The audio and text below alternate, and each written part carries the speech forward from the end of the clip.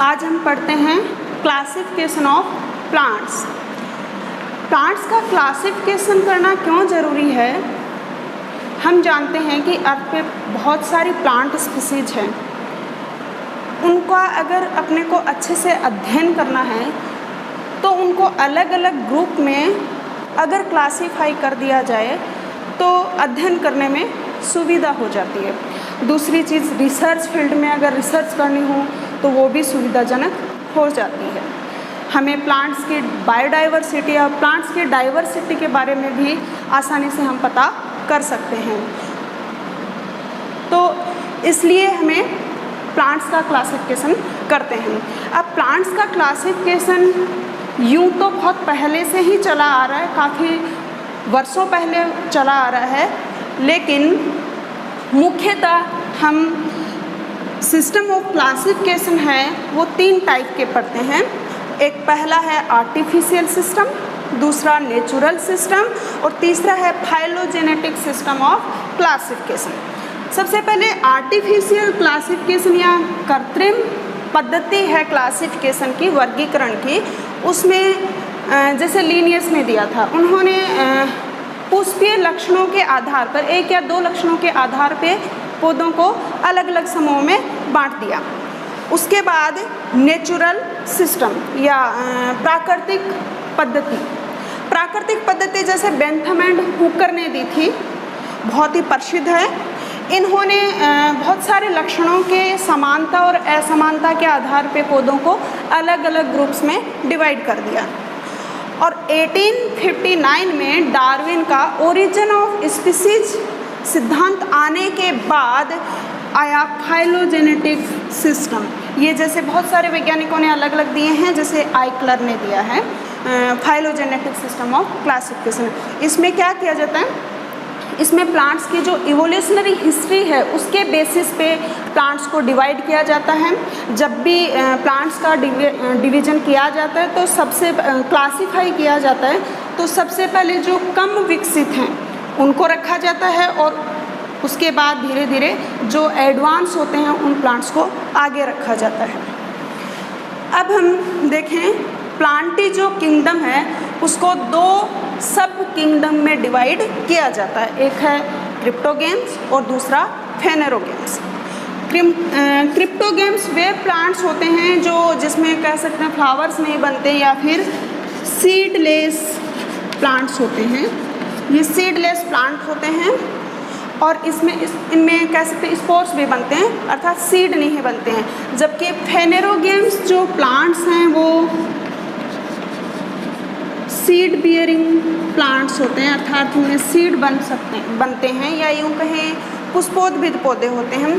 फेनेरोगेम्स का दूसरा हम स्पर्मेटोफाइट भी कह सकते हैं, क्योंकि स्पर्मा का मतलब होता है सीड और फाइटोन का मतलब होता है प्लांट। मतलब जिन प्लांट्स में सीड बनते हैं वो किस में रखे जाते हैं, स्पर्मेटोफाइटा या फिर फेनेरोगेम्स में रखे जाते हैं। सबसे पहले बात करें क्रिप्टोगेम्स को 3 डिवीज़न में रखा जाता है। एक है थेलोफाइटा, दूसरा ब्रायोफाइटा, तीसरा टेरिडोफाइटा। और फेनेरोगेम्स में देखें तो 2 डिवीज़न हैं, एक है जिम्नोस्पर्म और दूसरा है एंजियोस्पर्म। थेलोफाइटा सबसे कम विकसित पौधे इसमें रखे जाते हैं, जो प्रिमिटिव फॉर्म्स ऑफ प्लांट्स हैं वो इसमें रखे जाते हैं। ये नाम से लग रहा है थेलो मतलब थेलस से आया। थेलस मतलब इनकी जो प्लांट बॉडी है वो जड़, तना व पत्तियों में विभेदित नहीं होती। तो फाइटा का मतलब जहाँ भी आए उसका मतलब होता है प्लांट्स, मतलब इनकी प्लांट बॉडी अनडिफ्रेंशिएटेड होती है। दूसरी, इनमें जो गेमिट होते हैं वो फ्यूजन के बाद में एम्ब्रियो नहीं बनाते हैं, उनमें मियोसिस हो जाता है, अर्धसूत्रीय विभाजन हो जाता है।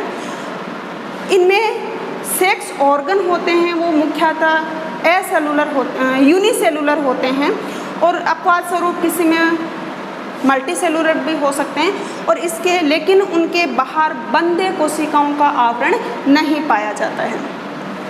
इनमें वेस्कुलर बंडल भी नहीं बने हैं, या कहें वाटर कंडक्टिंग जो टिश्यू हैं जाइलम, उनका फॉर्मेशन यहाँ नहीं आया है। थेलोफाइटा में आते हैं एल्गी फंजाई। एल्गी जैसे सार्गेसम है, क्लेमाइडोमोनास है, तो ये एल्गी होते हैं, ये जनरली ऑटोट्रोपिक होते हैं, एक्वेटिक होते हैं जनरली, ऐसे तो टेरेस्ट्रियल भी होते हैं, लेकिन जनरली हम देखें तो क्योंकि इनमें फोटोसिंथेटिक पिगमेंट पाए जाते हैं जैसे क्लोरोप्लास्ट। कुछ एल्गी होते हैं वो रेड कलर के भी होते हैं, कुछ भूरे भी होते हैं, क्योंकि उनमें क्लोरोप्लास्ट के बनस्पत जो हरे रंग का होता है, उसके अलावा जैसे फ्यूकोजेंथिन है वो भूरे शैवालों में पाया जाता है, और जैसे लाल शैवाल रेड एल्गी हैं उनमें R-फाइकोइरीथ्रिन उसकी मात्रा ज़्यादा होती है, इसलिए उसका कलर रेड होता है।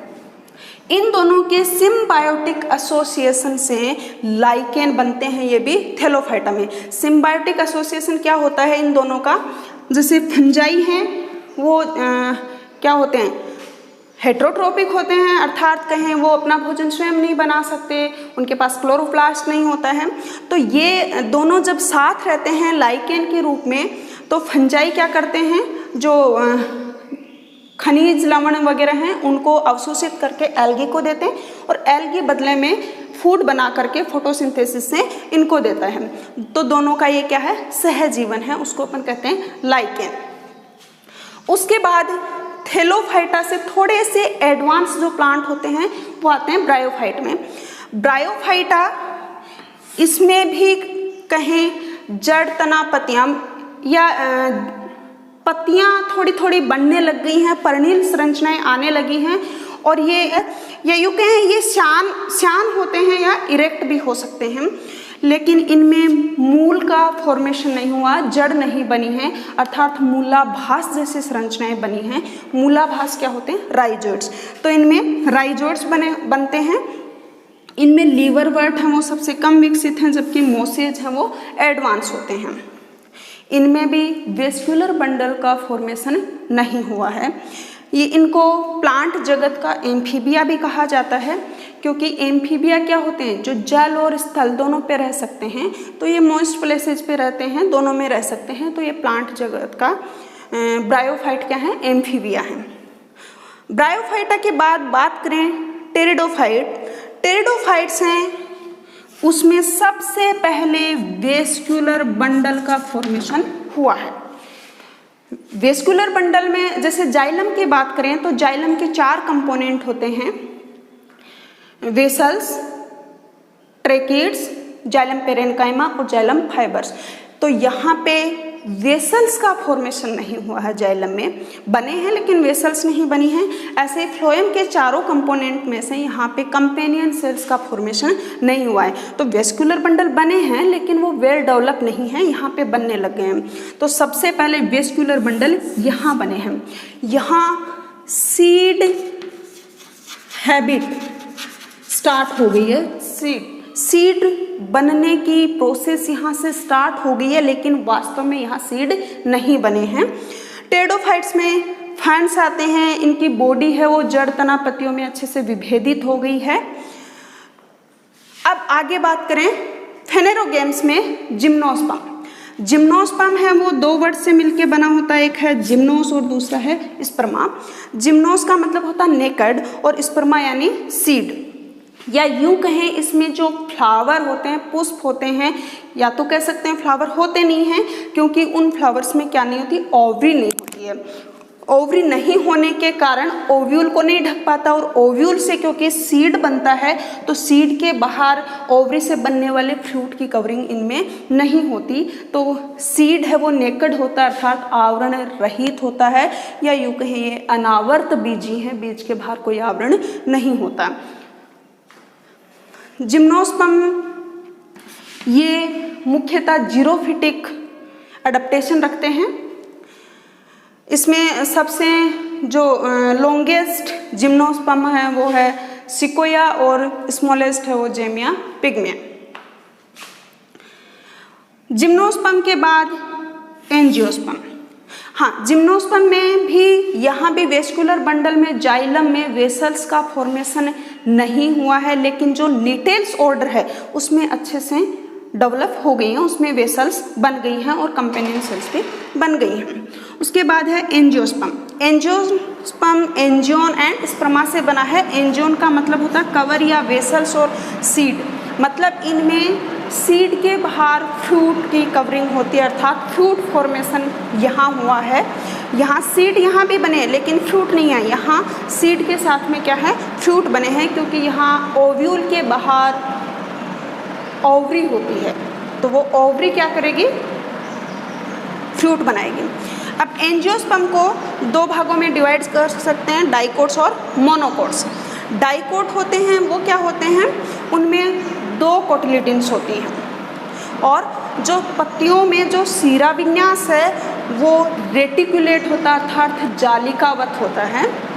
इनमें टेप रूट सिस्टम या मूसला मूल तंत्र पाया जाता है, और फ्लावर्स होते हैं वो टेट्रामेरस या पेंटामेरस होते हैं, अर्थात जो फ्लावर पार्ट हैं जैसे पुंकेसर हैं, बाह्य दल है, दल है, ये 4 या 5 या उनके गुणज में होते हैं।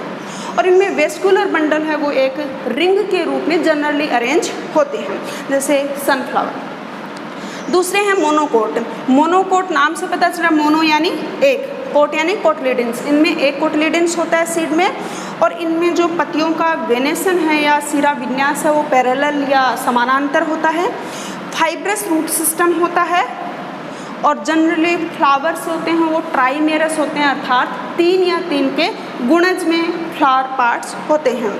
और जनरली इनमें वेस्कुलर बंडल होते हैं वो क्या होते हैं, इसमें बिखरे हुए होते हैं ग्राउंड टिश्यू में, जैसे मैच। अब बात करते हैं अल्टरनेशन ऑफ जनरेशन की। 2 टाइप के जनरेशन होते हैं प्लांट्स में, एक होते हैं गेमेटोफाइट और दूसरी होती है स्पोरोफाइट। गेमेटोफाइट को बोलते हैं युग्मकोद्भिद, और स्पोरोफाइट को बोलते हैं बीजाणुद्भिद। गेमेटोफाइट होती है वो हमेशा हैप्लॉइड होती है, जबकि स्पोरोफाइट होती है वो हमेशा डिप्लॉइड होती है। बात करें सबसे पहले थैलोफाइटा से, क्योंकि ये सबसे कम विकसित पौधे हैं इसमें। तो थैलोफाइटा में जो गेमेटोफाइटिक जनरेशन है वो डोमिनेंट होती है। स्पोरोफाइट होती है वो बहुत कम समय के लिए आती है, जैसे ही गेमेट फ्यूजन होता है, जाइगोट बनता है, जाइगोट बनते ही उसमें मियोसिस हो जाता है, तो उसके बाद फिर से हैप्लॉइड बन जाता है, तो वो बहुत कम समय के लिए आता है। इसलिए हम कह सकते, तो स्पोरोफाइट बहुत कम समय के लिए आया, डोमिनेंट कौन सी हुई, गेमेटोफाइट। इसलिए हम कह सकते हैं कि गेमेटोफाइट पीढ़ी जो है या युग्मकोद्भिद पीढ़ी है वो उसमें डोमिनेंट होती है, और स्पोरोफाइट है वो बहुत शॉर्ट लिव्ड होती है, बहुत अल्पजीवी होती है, अल्पकालिक होती है। इसलिए हम कह सकते हैं कि इसमें जो पीढ़ी एकांतरण है थैलोफाइटा में स्पष्ट नहीं होता, एक बहुत ज़्यादा समय के लिए है, एक शॉर्ट लिव्ड है बहुत कम समय के लिए, तो अस्पष्ट पीढ़ी एकांतरण पाया जाता है। ब्रायोफाइटा में बात करें तो यहाँ पे डोमिनेंट गेमेटोफाइट ही है, स्पोरोफाइट है वो थोड़े समय के लिए बनती है, लेकिन हम कह सकते हैं स्पोरोफाइट है वो इस पर डिपेंडेंट होती है, लेकिन थोड़े समय के लिए रहती है, इसलिए हम कहते हैं कि इसमें स्पष्ट पीढ़ी एकांतरण पाया जाता है। तीसरा है टेरिडोफाइट। टेरिडोफाइटा में सबसे पहले पीढ़ी एकांतरण में गेमेटोफाइट और स्पोरोफाइट दोनों एक दूसरे से इंडिपेंडेंट है, एक दूसरे पे निर्भर नहीं करती, दोनों स्वतंत्र होती हैं। टेरिडोफाइटा के बाद जिम्नोस्पर्म, अब उल्टा हो गया, यहाँ स्पोरोफाइट है वो इस पे डिपेंडेंट होने लग गई, गेमेटोफाइट पीढ़ी है वो स्पोरोफाइट पे डिपेंडेंट हो गई है। और लास्ट में एंजियोस्पर्म में गेमेटोफाइट है वो बहुत शॉर्ट लिव्ड होती है, और स्पोरोफाइट है वो डोमिनेंट होती है, अर्थात गेमेटोफाइट इस पे निर्भर करती है और बहुत अल्प समय के लिए आती है, तो यहाँ फिर से पीढ़ी एकांतरण अस्पष्ट हो जाता है।